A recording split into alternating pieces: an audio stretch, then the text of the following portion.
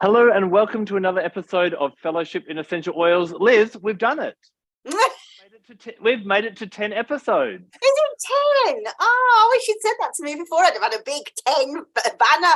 I've got loads of 10s left over from birthday parties and things. That's amazing, 10. So thank you to seconds of them all. Yes, and thank you to everyone who's been listening and watching on YouTube and commenting. It's just really nice to know that what we're doing, apart from us having a bit of a natter, is actually helping other people as well. Hopefully. Yeah. So you went out of my comfort zone and picked a really complicated oil this week, I think. I did. But this is one that I have a real deep interest in. I want to kind of start off by talking a little bit about the origins of this tree. So the Latin name of this tree is Cinnamomum camphora. Now, this is a tree that's native to China and other parts of Asia. Now, when we steam distill the leaves of the Cinnamomum camphora tree in Asia, typically you get an oil that is known as hoe leaf, or it's sometimes hoe wood. You can also distill the wood, but hoe leaf. And this is renowned for being high in chemical constituents that you may have noticed us mentioned before, things like linalool. So it's very, very relaxing. Now, a few hundred years ago, someone grabbed some Cinnamomum camphora trees and took them down to Madagascar. And here, the tree actually adapted really well and thrived and continues to grow in Madagascar. But one thing that's really interesting is the chemistry of the leaves changed.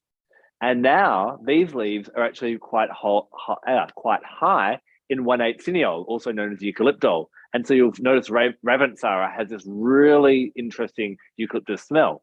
And rather than just being called hoe leaf again, it is known by that name of Ravintsara, which is this amazing oil that we're going to dive in and look at today, found in Madagascar. Isn't that cool how, nature will adapt and we get different oils depending on where the tree is in this case? I love that. And I can remember when I was writing the helichrysum book, really quite giggling to myself about, around about the 1900s. No, that's wrong. About 1970, 1980. The drugs companies decided this might be a good idea to look at sort of natural plant medicines, and they sent all these guys off to talk to shamans and plant healers around the world. And I just remember thinking when I was writing helichrysum, God, they must just wish they had never touched that oil, because helichrysum is one of those that really changes not just from country to country, but also like village to village, and whether it's in shade or if it's in light or what have you. So yeah, it's a bit like, I guess, when we talk about wine and the terroir of a wine, how only champagne can come from Reims, it's specific to that soil. Yeah, very true. So that's, again, it fascinates me so much. And I guess that also where we're meant to be mindful of where we're getting our essential oils from, and whether, it will affect the chemistry. Now, another question that comes up a lot when people are talking about Ravintsara is there's another plant that also comes sometimes from Madagascar as well, called Ravensara. So can you share a little bit about the difference on those two? So it's funny. So many of you will know that I'm also a ghostwriter for other companies. And, if somebody has like a website about essential oils and they need an aromatherapist to look over things, this is actually the question I get asked more than any other. So what is the difference between Ravensara and Ravintsara? And so different plants, but actually, if you look at it, historically, maybe the same plant that's kind of chemotyped itself, different phenotypes of the same plant, and we really don't know. But one thing to be aware of is that Battaglia says in his book that Ravensara, so that to make it easier to say, Ravensara is sometimes adulterated with what we're talking about today, Ravintsara. So even when you look at a GCMS report, it can be really difficult to tell. But so ideally, there's a sort of a movement to say we shouldn't really call Ravensara that, we should call it aromatic Ravintsara, as opposed to Ravintsara, so that it's easier for people to know. But it's slow moving. But if you look, so I have my book, my cheat sheet. So the other thing to be even more confused about is there are two different types of Ravintsara or Ravensara. So Ravintsara is taken from the leaf or the bark. So Ravinsara bark is really not a very nice oil at all. Predominantly estradiol, which may or may not be carcinogenic. And so we that's not really that commercially available. But Ravinsara or aromatic Ravinsara is one of my favorite oils. I love it a lot. And it's got a very different chemistry. So what we've got in aromatic Ravinsara is high levels of limonene. So really high and sunny kind of feeling to it. And then behind it, we've got saponin. So interestingly, saponin also appears in Ravintsara or whole leaf. And yeah, just completely different chemistry, really. So as I say, limonene, saponin, isolidine, and estradiol again in aromatic Ravinsara.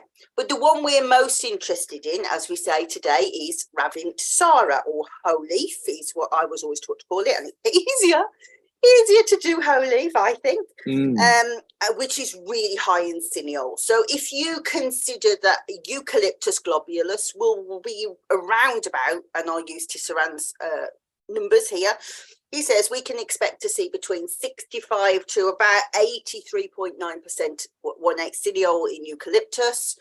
In Ravintsara or whole leaf, you will see about 50%, so really quite high.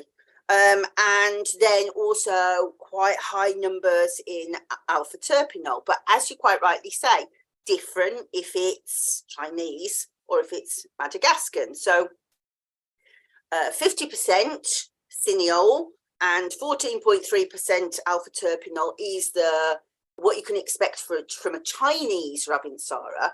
But if it's grown in Madagascar, then higher. We can expect 56 to 63% cineol, so really comparative to a eucalyptus.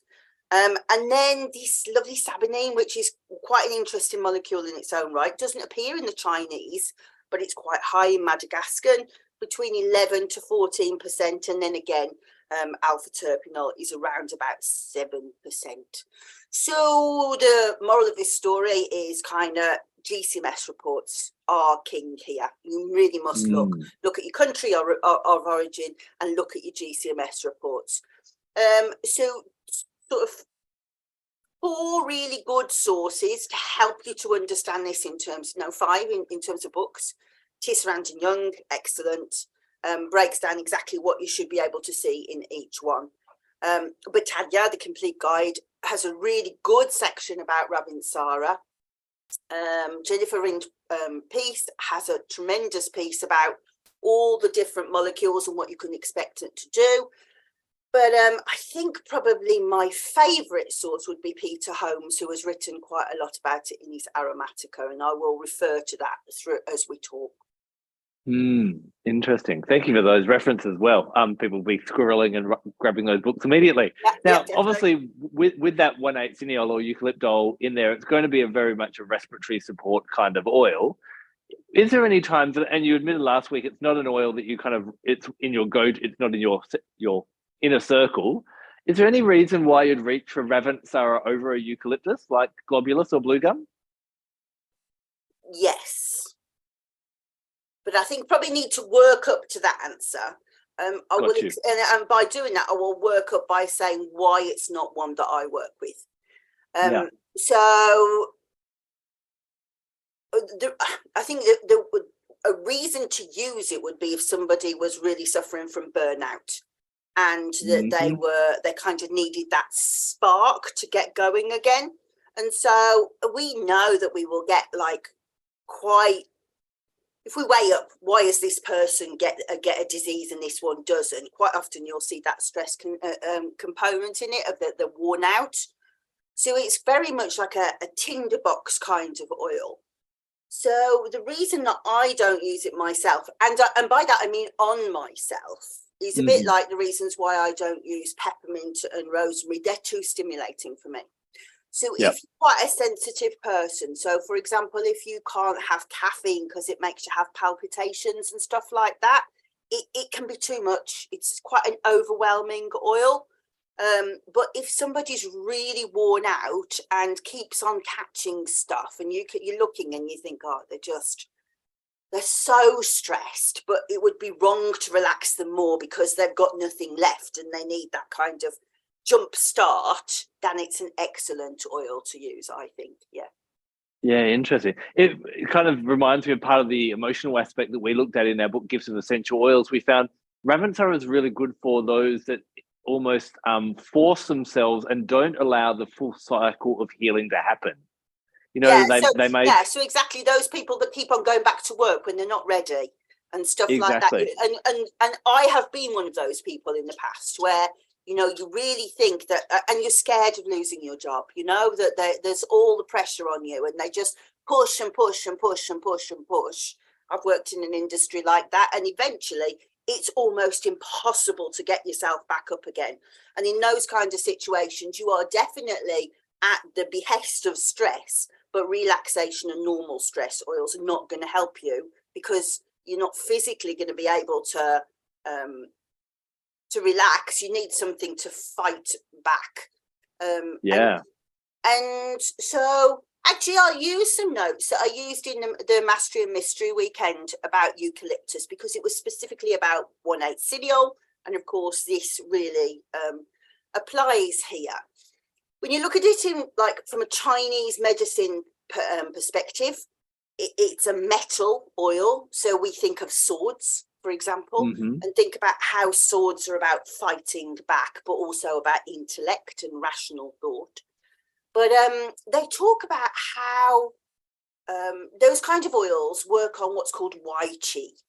So Wai Qi is about how the vapors and mists move around the body in terms of thought, but specifically in terms of natural defenses. So if you think of like the mucous membranes or the sebum on the skin, or all of those kind of like slimy surfaces inside and out the body that are the natural defenses, it's almost like the battalion fighting everybody else. So if you can like engage the metal element from that point of view, you're able to like bring in more and more troops to behind you. So you might kind of feel like I just haven't got any fight left. Those metal oils are very good for that. And one of the reasons why eucalyptus, for example, falls under a metal component is plants that have got blue-green leaves on metal. So we think about that natural defense, but we also think about how it is to do with intellect, to do with rational thought, to do with clear thinking, to be able to permeate. And it is, Ravintsara is specifically for the nervous system. So we would say, yes, it's respiratory, but we would also say physical nerves in terms of painful nerves, but also emotional nerves, you know, my nerves have gone, you know, that all of those sort of fractured abilities after stress would apply here. Well, that would make sense, because whenever we're angry, whenever we're grieving, whenever we're stressed, whenever we're anxious, any of those kind of unwanted states that we might be in, what happens to our breath? It shortens. And Absolutely, we tell people, right. I mean, just breathe. Yeah. Breath is at the root of all stress healing, isn't it? Being able to just release that breath. Yeah. So I love this idea of, you know, people that are kind of in that kind of fast-paced world. And I think there are many people, if not the majority of people, living in that fast-paced world where they feel they can't, they can't stop. And I actually kind of like the fact that this is one of the benefits of COVID, is that people weren't allowed to go to work because they had COVID. It was whereas how many heroes have there been in past decades? They're like, it's just a cold, I can truck through. And then they come and give the whole office a cold type of thing. So I agree. I mean, that is something that I was really quite angry to see come back, teaching kids to come back to school with illness, you know, to this whole idea of applauding 100% attendance. I think it's really unhealthy thing to teach our kids. Yeah, it's about, I guess, when we're working with more natural forms of healing, we're looking at listening to the body and what does the body need, rather than just band-aiding, patching it up, having an energy drink and a Panadol and get back out there and you'll be right type of thing. So I think, Ravensara is a really nice one on the physical all the way through to the deeper levels, and just going, you're allowed to go through that whole process. You need to go through that process.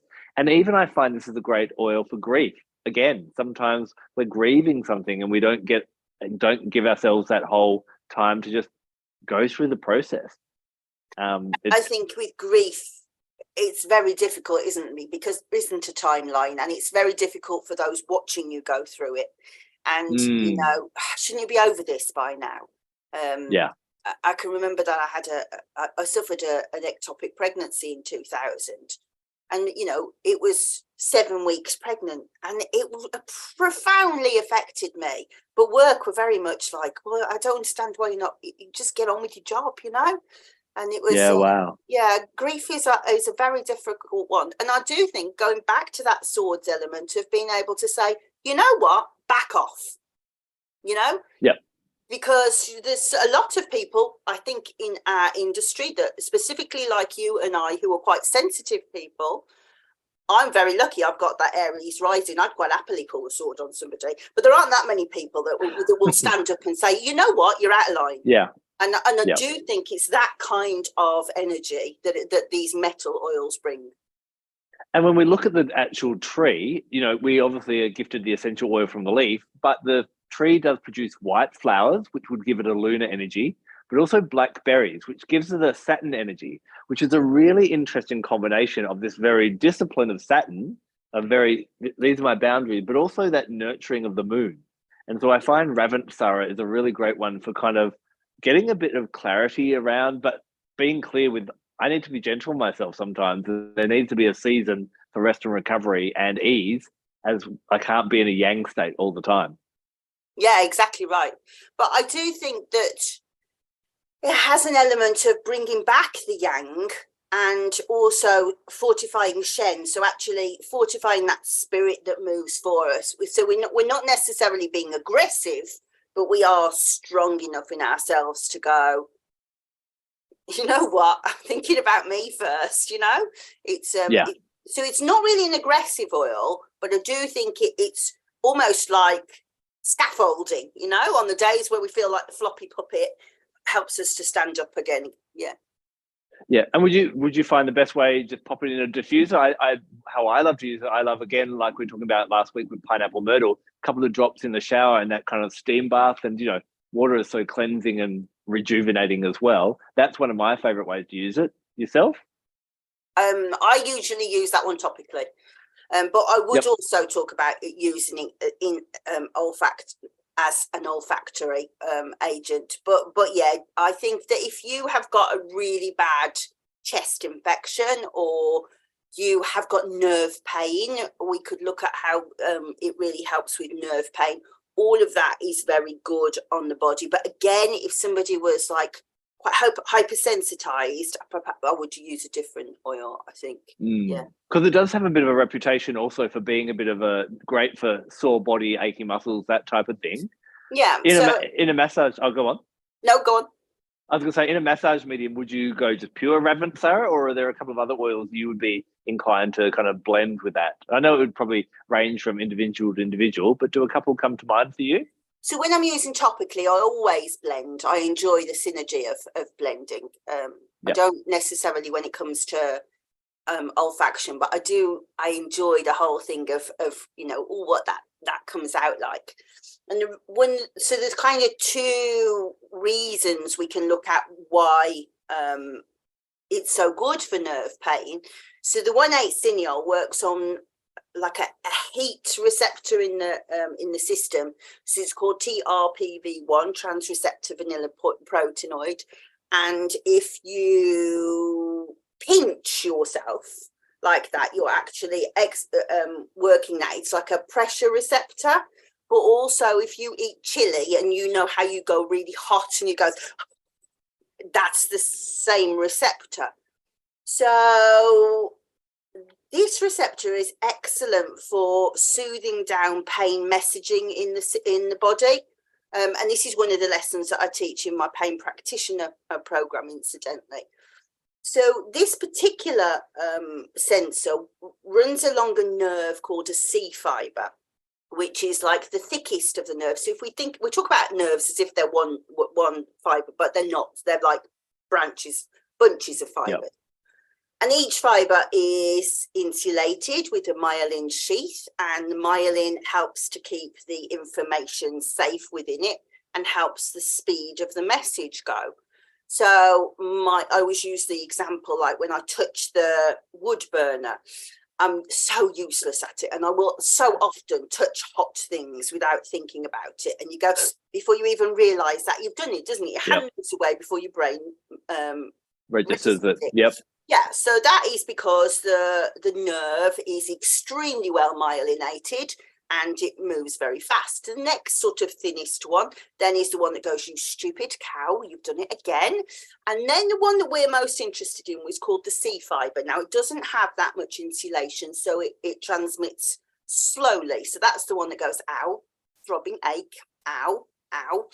And in cases of chronic pain, like backache, for example, where there doesn't really seem to be a reason for the pain, but the pain goes on, quite often it's to do with this C fiber not turning off.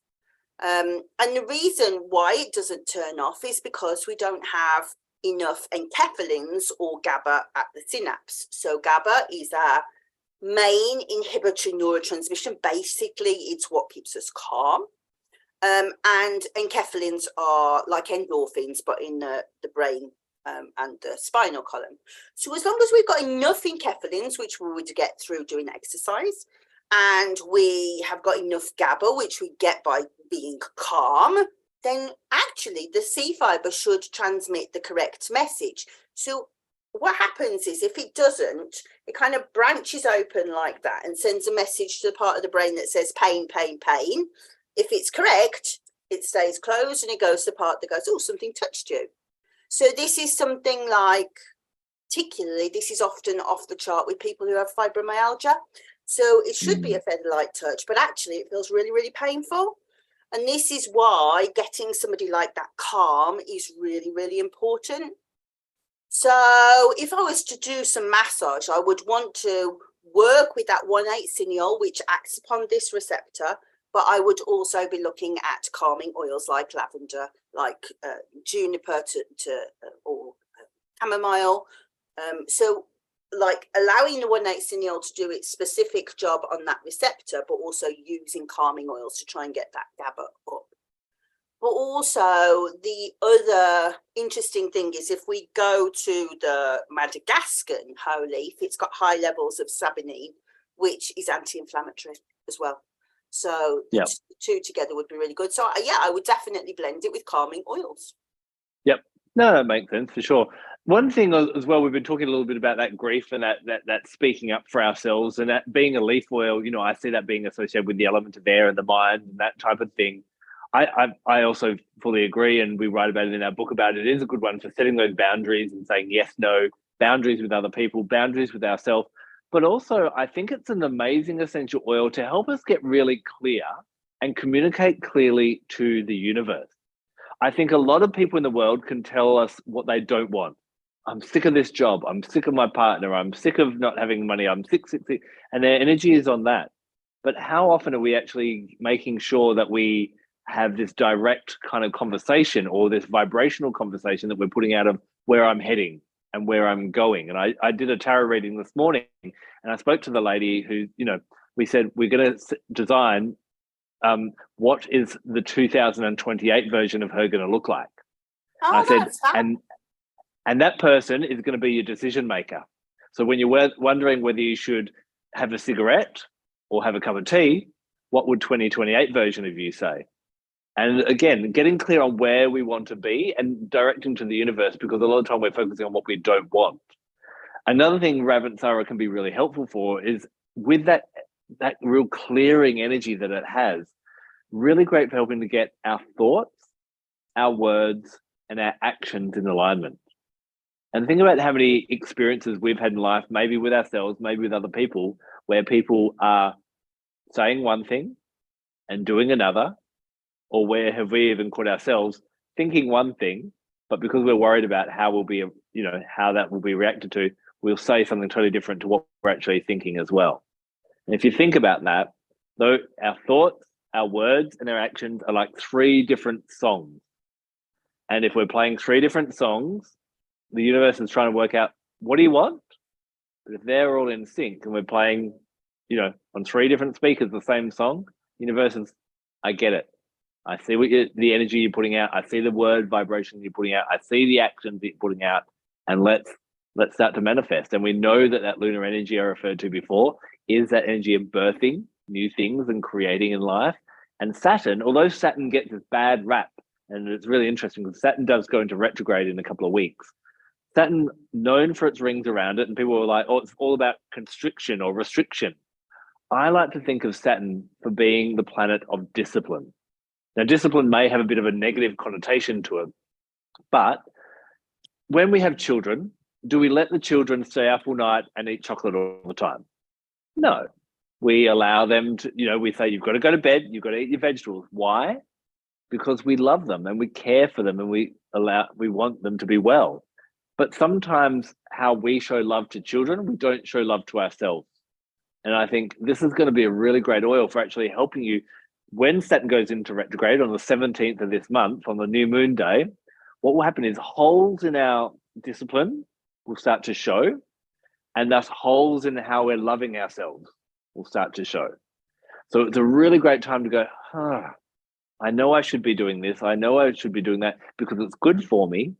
And maybe I need the future version of me to adult me for a while, and allow that to kind of work in this testing time throughout June, because Saturn will be in retrograde for the next few months. But around the 17th of June, you're really going to find where there's holes in your discipline will show up, because Saturn goes on holiday while he's in retrograde. So Ravensara will be beautiful in that time. I think that's very wise. Excuse me. I always say about Saturn, when Saturn's traversed through your money house, it's got to be the worst time, hasn't it? You just feel like there's no money to make ends meet. But when you come out the other side, you know everything about using coupons. You know every voucher, you've got every app on your phone to save money. And you definitely come out of it the other side with a whole new perspective on how to use money, don't you? And we could apply that in every single house. But of course, specifically when we talk about long-term pain, that is ruled by Saturn. Yeah. So I think that I couldn't agree more. I know in my late 20s, like many 20-year-olds, got myself in serious debt, ended up going some form of bankrupt in Australia. And yeah, I wasn't able to get a credit card for 7 years. And through that time, it got the discipline of we wait till we've got the money to do it. It's it breaks the addiction, definitely, doesn't it? Yeah. Very much so as well. Yeah. The other thing I love about Ravintsara, I need to be really clear in our communication and pronunciation. It does my head in this oil, dear. I can't believe you picked it. Sorry, just to make you suffer. I have a beautiful French friend who's lived in Australia now for I think about 30 years now. And she said, Adam, I love Australia, but I just can never connect to this place like France, like where I grew up and where I was born. And she's like, it still doesn't feel like home even after 30 years. Is there an oil that I could work with? And I contemplated that for a while, and Ravintsara came to the fore. Because again, when you think about it, this is a tree that came from China, landed in a totally different place in Madagascar, and it adapted. So I think this is an amazing oil for anyone who's in an expat experience. So for me here in the Middle East, I quite like it here. But for anyone, even if you're not changing countries or living somewhere else, we all find ourselves in situations where we don't quite feel it's a new place, it's a new environment. And Ravintsara helps us to breathe on that physical level, relax, as we've talked about, and find out how do we adapt. And, you can't be I'm sure we've all met people who are like, they're from another country. Maybe let's say they're American, and they're like, oh, well, this isn't as good as America. This isn't as good as America. No, it's not. England's not going to be like America in Australia. It's not going to be like America. It's going to be better And we can than do that America, for all of excuse them. me. And we just lost half our followers. Sorry, America. No, but do you know what I mean? See you guys. Every country, yeah. Every country is going to be different, and Ravintsara helps us to adapt and experience the differences and to learn from those experiences rather than go, oh well, this just isn't home. It's not. It's different in that way. So I think it's really helpful in that way. I really like that. I'm going to put a codicil though, because oils that are high in 1/8 cineol are not really great for kids. So, I can see how that definitely would apply, but I would say this is not an oil for children. 1/8 cineol slows respiration, and actually Deb taught me this last week, also makes the epiglottis swell. So it makes it very hard for children to breathe. This is why eucalyptus is contraindicated for little children.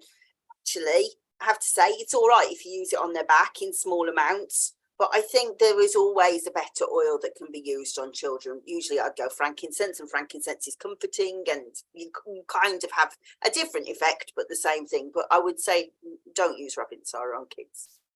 Yeah. How about for you? You know, I know, as you said, Ravintsara isn't in your inner circle.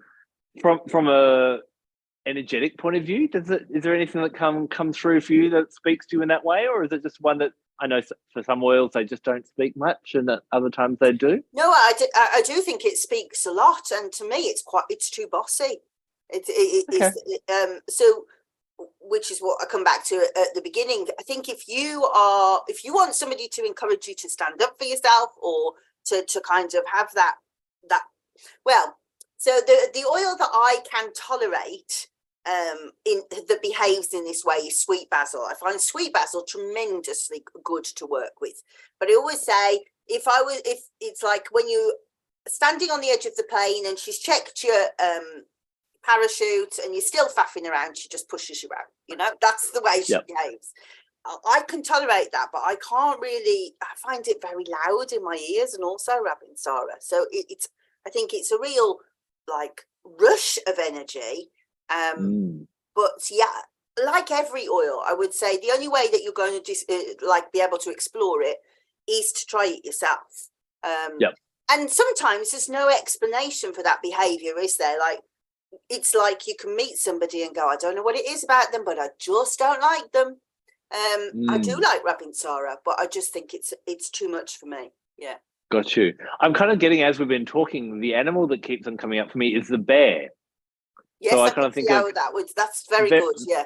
Very powerful, very mighty, and that kind of thing. But we also know that what gives the bear part of its strength is that it does hibernate each winter. So it does give itself that time. So all the things we're kind of talking about kind of fits nicely within the theme of bear medicine as well. Yeah. So we've talked about, a lot to do with the respiratory system. Would you say this is a throat chakra oil?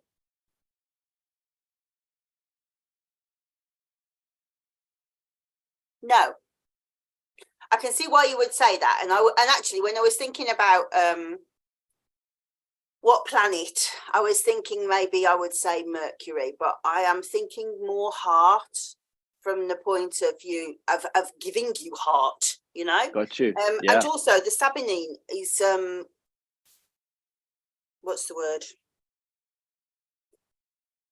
Anti-angiogenesis, so it's very good for wound healing, but also has a specific action on the heart. So I can see how you could say yes, throat chakra, but it wouldn't be my choice. I would be thinking heart myself. Got you. Yep. And that's the planetary. Are you giving it to Venus, or are you giving it to someone else? No, I agree with you, Saturn.